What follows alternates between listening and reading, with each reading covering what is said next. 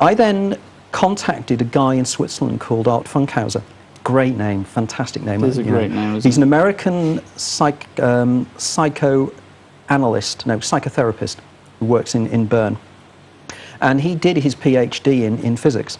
So, you know, he's very much a scientist. But Art had written this wonderful paper called The Dream Theory of Déjà Vu. And Art postulates that a déjà vu, in fact, is a memory of a dream you have had sometime recently. And effectively what's happening, you start to live the dream, and suddenly you remember and think, I've lived this before.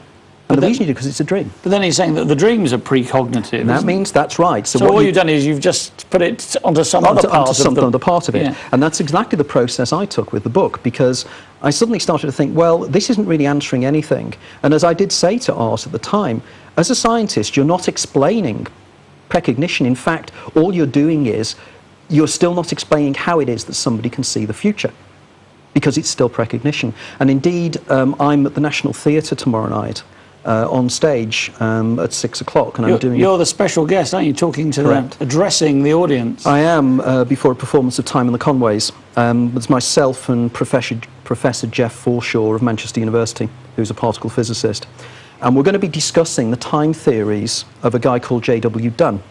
Okay. And J.W. Dunn wrote a wonderful book in the late 1920s called An Experiment with Time. And in that, he again comes up with the idea that all precognitions are actually memories of a dream, or in fact, all of our dreams are precognitive in one way or another. It's just they mix the elements. You know the way a dream is a mix match of other things that have happened to you during the day? They're not terribly logical sometimes, though, are they? But what you need to do, according to Dunn, was when you wake up to make notes of your dream, and you will find that there will be elements of precognitive events.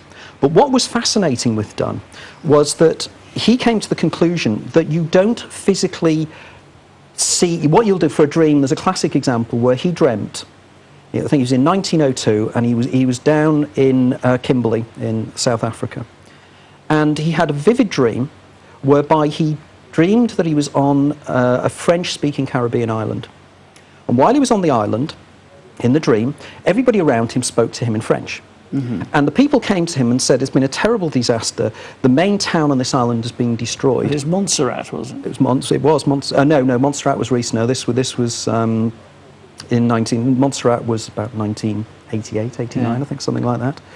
But this was another French-speaking island. And the main town there they'd been told had been destroyed. He wakes up the next day with the idea that 3,000 people had been killed. And it really preoccupies his mind, you know, and he can't get this out of his mind.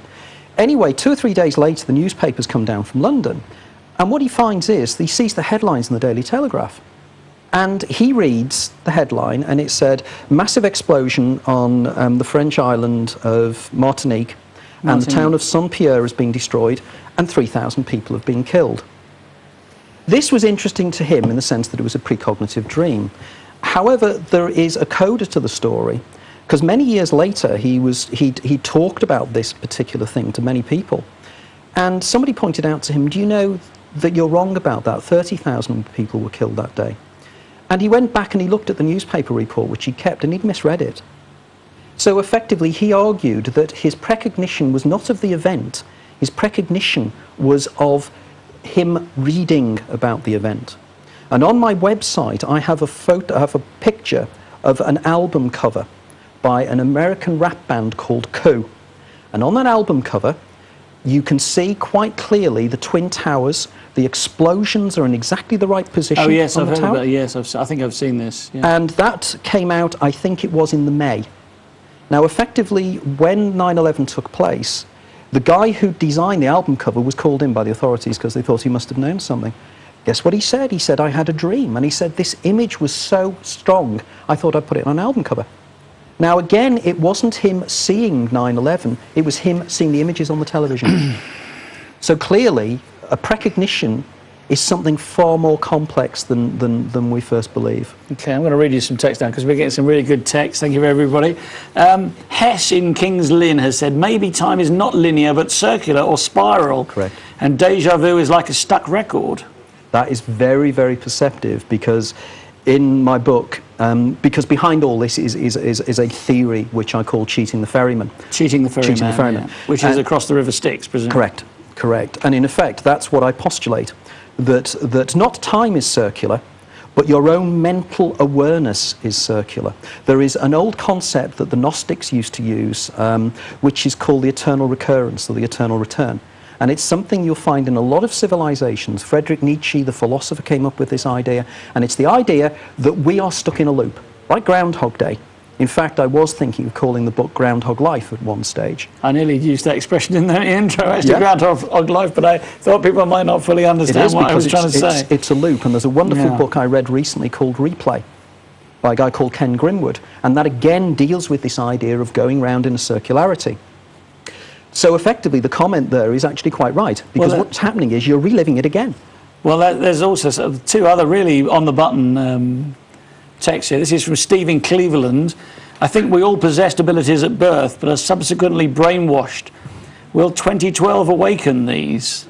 This is an interesting idea. In 2012, a lot of people have contacted me over 2012 and are weaving some interesting ideas in terms of 2012.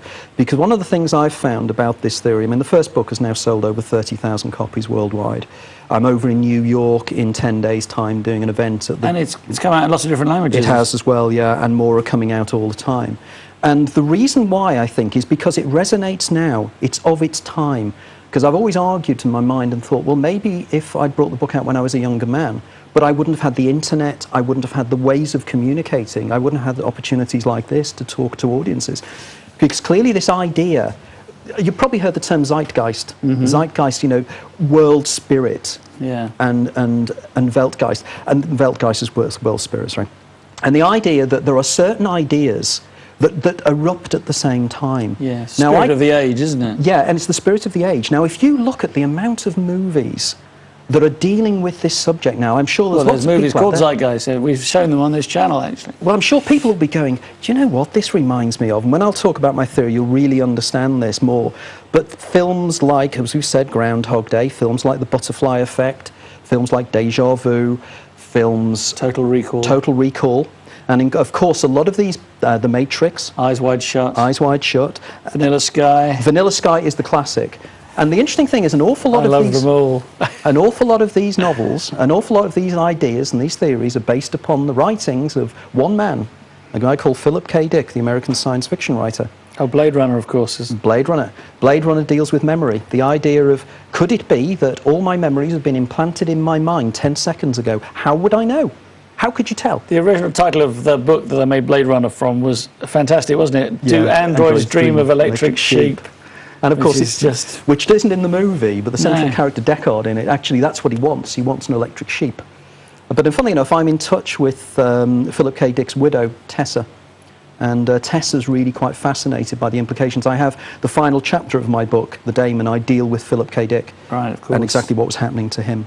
Yeah. Let me read you out another text, because, they, as I say, they all seem to be quite on the button here. This is Mad Max in Derby. Welcome back. Psychotropic mushrooms can allow you to see time shifts. I once told a guy what another guy was about to do before he did it. The guy then saw him do it. Yep. Now this again, I mean, I know we're bouncing all over the place, but it's good stuff, this, because it really is generating the ideas of how people relate to this. One of the theories in the book I deal with is to do with the neurology of the brain. And I suggest that there's a particular neurotransmitter in the brain called glutamate. And glutamate is known to be responsible for migraine, deja vu, schizophrenia. Also, there is another endogenous, another drug which is made from outside the brain called ketamine. And ketamine, as a lot of people know out there, yeah, it's a horse sedative. But ketamine reproduces virtually all the effects of a phenomenon that I'm fascinated by called near-death experience. And we're not recommending anyone experiment with ketamine or even glutamate. What about sodium glutamate, which is same thing. Chinese food? Yeah, but glutamate is endogenous in the sense that it's created by the brain. As indeed is another chemical called DMT. If you were to take, say, sodium glutamate, would it cross the blood-brain barrier? Could it go into your brain? I know glutamate is one of the few that does cross the blood-brain barrier.